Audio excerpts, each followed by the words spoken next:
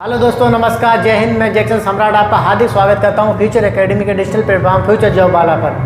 दोस्तों, आज हम बात करने वाले हैं, एक नई वैकेंसी आई है हवलदार की, जो भी सीधे बिहार से आई है। इसमें हम सारी बात की डिस्कस करेंगे, जिसमें हम बात करने वाले हैं पोस्टों की बात करेंगे, सिलेबस की बात करेंगे, एग्जाम पैटर्न की बात करेंगे, जितने भी डिटेल है सारी जानकारी देंगे आपको इस वीडियो के माध्यम से। तो चलिए बिना रुके हम वीडियो को स्टार्ट करने हैं। स्टार्ट करने से पहले आपसे निवेदन है कि हमारे चैनल को सब्सक्राइब कर लें, जिससे हमारे चैनल द्वारा डाली गई वीडियो की नोटिफिकेशन आप तक पहुंचती रहे। चलिए स्टार्ट करते हैं वीडियो। तो सबसे पहले जो बता दूं, मोस्ट इम्पोर्टेंट बात, जो इसके अप्लाई की जो डेट है वो 1/5/2026 है। और इसकी एजुकेशन की बात करूं तो उसमें 12वीं या स्नातक कोई भी हो, दोनों में से दोनों की बात होगी। कौन कौन किसके लिए है सारी बात करें, सिलेबस की भी बात करेंगे। चलिए आगे बढ़ते हैं। ये है बिहार पुलिस अवर सेवा, यानी कि जो बिहार की जो हवलदार की पोस्ट है वो बिहार सिलेक्शन पुलिस वाले बोर्ड कराता है। तो इसकी जो प्रारंभिक तिथि है वो मैं आपको बता चुका हूँ, 1/5/2026 है। और इसकी लास्ट डेट की बात की जाए तो 1/6/2026 है। मैं आपको एक आवश्यक जानकारी दे दूँ कि जो भी कैंडिडेट हैं इस पोस्ट के लिए अप्लाई करना चाहते हैं वो सबसे पहले इसका फॉर्म भरें, अंतिम डेट तक ना बैठे रहें, वो सबके लिए बेटर है। चलिए आगे बात करते हैं। विज्ञान संख्या 5/2026, गृह विभाग विशेष बिहार के अंतर्गत बिहार गृह रक्षा वाहिनी सेवा संवर्ग। इसके कुल पदों की बात करी जाए तो 122 पद हैं, जो टोटल 122 पद आए हैं। लेवल 4 की जॉब है। अधिनायक अनुदेशन पद का नाम है, अधिनायक अनुदेशक पद का नाम है। आपको बता दूं कि जो है जब से बिहार में इलेक्शन हुआ है तब से एक बैक टू बैक वैकेंसी आती जा रही हैं, तो कृपया इस मौक़ों को ना गंवाएं। क्या पता अगली चांस वैकेंसी आए या ना आए। चलिए आगे बात करते हैं इसकी आवेदन के लिए पात्रता की बात की जाए, कैंडिडेट भारत का नागरिक होना चाहिए। पुरुष महिला दोनों लोग इसके लिए अप्लाई कर सकते हैं, लेकिन इसमें जो थर्ड जेंडर है उनको भी प्राथमिकता दी गई है, वो भी लोग इस पोस्ट के लिए एलिजिबल हैं, वो भी इसको अप्लाई कर सकते हैं। ये इन्होंने बहुत ही अच्छी बात की है, इन लोगों के बारे में सोचना चाहिए कुछ सरकार को। अभ्यर्थी की शैक्षणिक योग्यता की बात की जाए, 1/8/2025 तक इंटरमीडिएट उत्तीर्ण या समकक्ष उसके होना चाहिए, यानी कि आपने 1/8/2025 तक इंटरमीडिएट की परीक्षा पास कर ली हो, वही कैंडिडेट इसके लिए अप्लाई करेंगे। आयु सीमा की बात की जाए, आयु सीमा 1/8/2025 के आधार पर की जाएगी, यानी कि जो भी 1/8/2025 है उसके हिसाब से ये लोग गणना करेंगे, वर्तमान समय के हिसाब से जो लोग नहीं लेने वाले हैं। आरक्षित सामान्य कोटि पुरुषों के लिए न्यूनतम उम्र 18 वर्ष और अधिकतम उम्र 37 वर्ष तथा महिलाओं के लिए न्यूनतम उम्र 18 वर्ष और अधिकतम 40 वर्ष। चलिए आगे बात करते हैं अभ्यर्थी का शारीरिक मापदंड और सीना और वजन के लिए।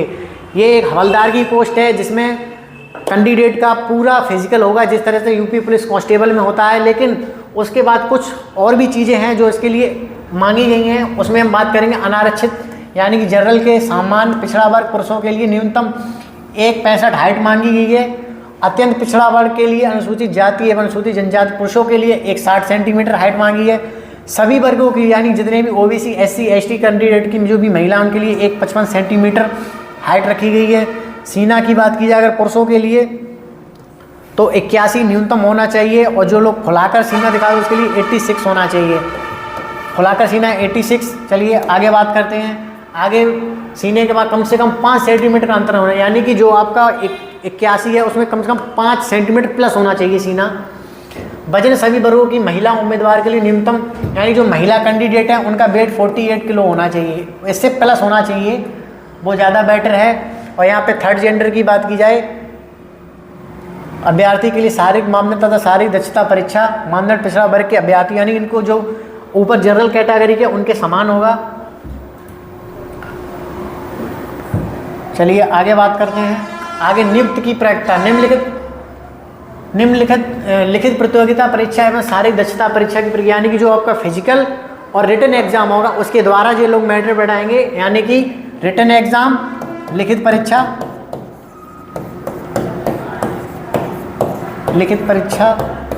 प्लस शारीरिक मानदंड, इन दोनों के आधार पर ये लोग क्या कहते हैं फाइनल मेरिट लगाएंगे। आगे बात की आवेदन के संग्रहण के उपरांत आवेदन पत्रों की संचित की जाएगी एवं जिन अभ्यर्थियों के आवेदन सही पाए जाएंगे उनके लिए लिखित परीक्षा यानी कि कुछ बच्चे कैंडिडेट ऐसे हैं जो फॉर्म भरते समय कुछ गलतियां कर देते हैं, पिताजी का नाम, माताजी का नाम, डेट ऑफ बर्थ, ऐसे कई भी कैंडिडेट हैं। तो वही बताया गया है कि जो इनके फॉर्म बिल्कुल सही होंगे, अपने डॉक्यूमेंट से मैच खाएंगे, वही लोग अप्लाई करेंगे।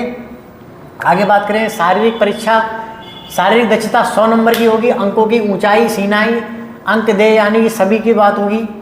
दौड़ की अधिकतम मांग 50 मार्क्स यानी जो आपकी रनिंग होगी वो 50 मार्क्स की होगी। सभी कोटि के पुरुषों के लिए 1 मील यानी 1600 मीटर की जो दौड़ होगी उसमें 6 मिनट का टाइम दिया जाएगा। 5 मिनट कम से कम 50 अंक मिलेंगे और इससे 5 मिनट 5 सेकंड में मारने वाले को 40 अंक। इसी हिसाब से इन्होंने यहाँ पे दे रखा है 20 सेकंड में 30 और 5:40 में अगर मारने में तो 20 अंक। गोला फेंक भी है इन्होंने 16 फीट से 17 फीट तक को 9 अंक दिए जाएंगे गोला में, और 17 फीट से 18 अंक तक 13 दिए जाएंगे। इस हिसाब से जिसका हाईएस्ट होगा यानी कि 20 फीट जिसका होगा उसको 25 नंबर दिए जाएंगे। 16 फीट कम से कम फेंकने वाले पुरुष अभ्यर्थी को असफल घोषित कर, यानी 16 से अगर आपका कम है, माइनस में है, तो उसको असफल घोषित कर दिया जाएगा। सभी कोटि की महिलाओं के लिए यही प्रावधान है, 16 फीट से ज़्यादा। चलिए आगे बात करते हैं असफल। ये वही है गोला ऊंची कूद में 25 नंबर की ऊंची कूद होगी, जिसमें पुरुष और महिला इनका दोनों का समान रहेगा। यानी कि 5 फीट अगर दोगे तो 25 अंक होंगे। अगर आप 4 फीट गोला फेंकते हैं तो 13 अंक मिलेंगे। जो भी कैंडिडेट इसकी अप्लाई करना चाहते हैं वो अच्छे से प्रैक्टिस करें गोला फेंकने की, रनिंग की, जिससे आपको 100 में से कम मिनिमम 95 तो नंबर आने ही चाहिए फिजिकल में। यहाँ पे वैकेंसीज की बात की जाए, गैर आरक्षित वर्ग 48, अनुसूचित जाति 19, अनुसूचित जनजाति 2 वैकेंसीज, अत्यंत पिछड़ा वर्ग के लिए 22 और पिछड़ा वर्ग के लिए 15 ये वैकेंसीज दे रखी हैं। टोटल 122 वैकेंसीज हैं। चलिए बिहार पदों एवं सेवाओं की रिक्तियों के आरक्षण, ये आरक्षण से संबंधित दिया गया है कि आरक्षण किस हिसाब से होगा। आरक्षण 91 और 92 अधिनियम के अनुसार होगा। ऑनलाइन आवेदन आप डायरेक्ट BPSSSC के वेबसाइट पे जाकर इसको आवेदन कर सकते हैं। महत्वपूर्ण फॉर्म नंबर फॉर्म के बारे में महत्वपूर्ण इंस्ट्रक्शंस दिए गए हैं, कृपया इनको पढ़ लें। ऑनलाइन आवेदन भरने की अंतिम तिथि वो मैं आपको आगे बता ही चुका हूँ। चयन प्रक्रिया होने के सामान्य 6 माह तक समय लग सकता है, यानी कि जो भी वैकेंसी उसकी नोट आउट हुई है उससे लगभग 6 महीने का टाइम लग सकता है इसमें। चलिए ये होगी इसकी बात होगी। आगे चल के अभी इन्होंने कोई ऑफिशियल नोटिफिकेशन के माध्यम से सिलेबस कोई नहीं दिया है। जैसे ही सिलेबस आएगा हम आपको लिए अपडेट करेंगे। अगर आपको हमारी वीडियो अच्छी लगी हो तो हमारे चैनल को सब्सक्राइब करें, लाइक करें। धन्यवाद।